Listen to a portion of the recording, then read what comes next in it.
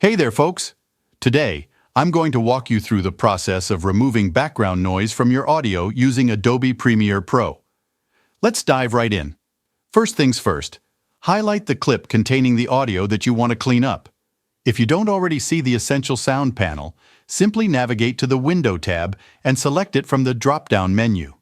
Once you've got the Essential Sound panel open, click on the Dialog option and then expand the Repair section. Here you'll find the option to reduce noise. Check off the box next to Reduced Noise. Now it's time to tweak the settings. Adjust the value to 7.5.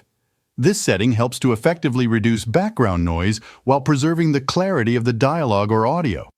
And that's it. You've successfully removed the background noise from your audio clip. It's a simple yet powerful tool that can make a big difference in the quality of your videos. If you want to hear the difference, just play the audio before and after applying the noise reduction effect.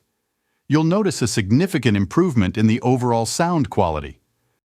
This is the voice without the effect applied. This is the voice with the effect applied. This is the voice. So, next time you're editing your videos in Adobe Premiere Pro and encounter unwanted background noise, remember these steps to clean it up effortlessly.